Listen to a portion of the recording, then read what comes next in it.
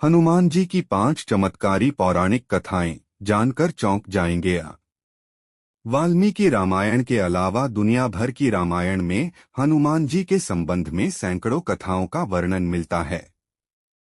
उनके बचपने से लेकर कलयुग तक तो हजारों कथाएं हमें पढ़ने को मिल जाती हैं। हनुमान जी को कलयुग का संकट मोचन देवता कहा गया है। एकमात्र इन्हीं की भक्ति फलदायी है। आओ जानते हैं कि कौन सी 5 ऐसी पौराणिक कथाएं हैं जो आज भी प्रचलित हैं। 1. चारों जुग प्रताप तुम्हारा। लंका विजय कर अयोध्या लौटने पर जब श्री राम उन्हें युद्ध में सहायता देने वाले विभीषण, सुग्रीव, अंगद आदि को कृतज्ञता स्वरूप उपहार देते हैं, तो हनुमान जी श्री राम से याचना करते हैं, यावद राम कथा वीर चरिष्यति महितले तावत् शरीरे वत्स्यन्तु प्राणामम न संशय। अर्थात हे वीर श्री राम, इस पृथ्वी पर जब तक राम कथा प्रचलित रहे तब तक निस्संदेह मेरे प्राण इस शरीर में बसे रहें। इस पर श्री राम उन्हें आशीर्वाद देते हैं, एवमेतत् कपिश्रेष्ठ भविता नात्र संशय। चरिष्यति कथा यावदेशा लोके च मामिका तावत्ते भविता कीर्ति शरीरे प्यवस्था लोका ही यावत् स्थास्यन्ति तावत् स्थास्यन्ति में कथा। अर्थात हे कपिश्रेष्ठ, ऐसा ही होगा, इसमें संदेह नहीं है। संसार में मेरी कथा जब तक प्रचलित रहेगी तब तक तुम्हारी कीर्ति अमिट रहेगी और तुम्हारे शरीर में प्राण भी रहेंगे ही। जब तक ये लोक बने रहेंगे तब तक मेरी कथाएं भी स्थिर रहेंगी। चारों जुग प्रताप तुम्हारा है, प्रसिद्ध जगत उजियारा। 2 बार उठाया था संजीवनी पर्वत। एक बार बचपन में ही हनुमान जी समुद्र में से संजीवनी पर्वत को देवगुरु बृहस्पति के कहने से अपने पिता के लिए उठा लाते हैं। यह देखकर उनकी माता बहुत ही भावुक हो जाती है। इसके बाद राम रावण युद्ध के दौरान जब रावण के पुत्र मेघनाद ने शक्तिबाण का प्रयोग किया तो लक्ष्मण सहित कई वानर मूर्छित हो गए थे। जामवंत के कहने पर हनुमान जी संजीवनी बूटी लेने द्रोणाचल पर्वत की ओर गए। जब उनको बूटी की पहचान नहीं हुई तब उन्होंने पर्वत के एक भाग को उठाया और वापस लौटने लगे। रास्ते में उनको कालनेमी राक्षस ने रोक लिया और युद्ध के लिए ललकारने लगा। कालनेमी राक्षस रावण का अनुचर था। रावण के कहने पर ही कालनेमी हनुमान जी का रास्ता रोकने गया था, लेकिन राम भक्त हनुमान उसके छल को जान गए और उन्होंने तत्काल उसका वध कर दिया। 3. विभीषण और राम को मिलाना। जब हनुमान जी सीता माता को ढूंढते ढूंढते विभीषण के महल में चले जाते हैं। विभीषण के महल पर वे राम का चिन्ह अंकित देखकर प्रसन्न हो जाते हैं। वहां उनकी मुलाकात विभीषण से होती है। विभीषण उनसे उनका परिचय पूछते हैं और वे खुद को रघुनाथ का भक्त बताते हैं।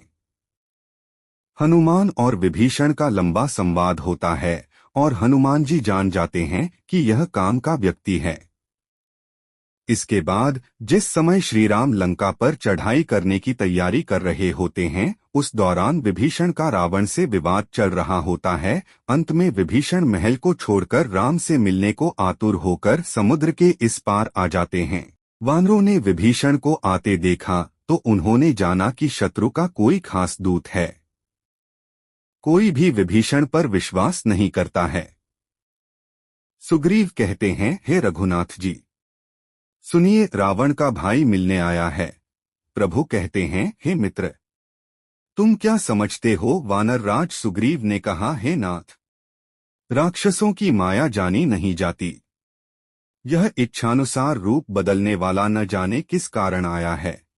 ऐसे में हनुमान जी सभी को दिलासा देते हैं और राम भी कहते हैं कि मेरा प्रण है कि शरणागत के भय को हर लेना चाहिए। इस तरह हनुमान जी के कारण ही श्री राम विभीषण का मिलन सुनिश्चित हो पाया। 4. सबसे पहले लिखी रामायण। शास्त्रों के अनुसार विद्वान लोग कहते हैं कि सर्वप्रथम रामकथा हनुमान जी ने लिखी थी और वह भी एक शिला चट्टान पर अपने नाखूनों से लिखी थी। यह रामकथा वाल्मीकि जी की रामायण से भी पहले लिखी गई थी और यह हनुमद रामायण के नाम से प्रसिद्ध है। यह घटना तब की है जबकि भगवान श्री राम रावण पर विजय प्राप्त करने के बाद अयोध्या में राज करने लगते हैं और श्री हनुमान जी हिमालय पर चले जाते हैं। वहां वे अपनी शिव तपस्या के दौरान की एक शिला पर प्रतिदिन अपने नाखून से रामायण की कथा लिखते थे। इस तरह उन्होंने प्रभु श्री राम की महिमा का उल्लेख करते हुए हनुमद रामायण की रचना की। कुछ समय बाद महर्षि वाल्मीकि ने भी वाल्मीकि रामायण लिखी और लिखने के बाद उनके मन में इसे भगवान शंकर को दिखाकर उनको समर्पित करने की इच्छा हुई। वे अपनी रामायण लेकर शिव के धाम कैलाश पर्वत पहुंच गए। वहां उन्होंने हनुमान जी को और उनके द्वारा लिखी गई हनुमद रामायण को देखा। हनुमद रामायण के दर्शन कर वाल्मीकि जी निराश हो गए। वाल्मीकि जी को निराश देखकर हनुमान जी ने उनसे उनकी निराशा का कारण पूछा तो महर्षि बोले कि उन्होंने बड़े ही कठिन परिश्रम के बाद रामायण लिखी थी, लेकिन आपकी रामायण देखकर लगता है कि अब मेरी रामायण उपेक्षित हो जाएगी, क्योंकि आपने जो लिखा है उसके समक्ष मेरी रामायण तो कुछ भी नहीं है। तब वाल्मीकि जी की चिंता का शमन करते हुए श्री हनुमान जी ने हनुमद रामायण पर्वत शिला को एक कंधे पर उठाया और दूसरे कंधे पर महर्षि वाल्मीकि को बिठाकर समुद्र के पास गए और स्वयं द्वारा की गई रचना को श्री राम को समर्पित करते हुए समुद्र में समा दिया। तभी से हनुमान द्वारा रची गई हनुमद रामायण उपलब्ध नहीं है। वह आज भी समुद्र में पड़ी है। 5 हनुमान और अर्जुन आनंद रामायण में वर्णन है कि अर्जुन के रथ पर हनुमान के विराजित होने के पीछे भी कारण है। एक बार किसी रामेश्वरम तीर्थ में अर्जुन का हनुमान जी से मिलन हो जाता है। इस पहली मुलाकात में हनुमान जी से अर्जुन ने कहा, अरे राम और रावण के युद्ध के समय तो आप थे। हनुमान भगवान शिवजी के 11वें रुद्रावतार, भगवान श्री राम के अनन्य भक्त एवं अमर बालाजी महाराज। हनुमान संस्कृत हनुमान, आंजनेय और मारुति भी हिंदुओं के आराध्य देवता हैं। अधिकतर स्थानों पर इन्हें भगवान शिव का अवतार बताया गया है।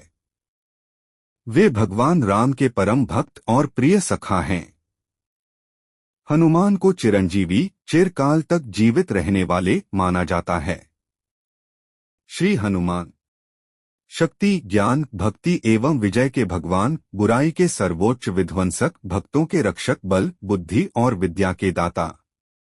हनुमान जी अपनी छाती चीरकर सीताराम के दर्शन करते हुए।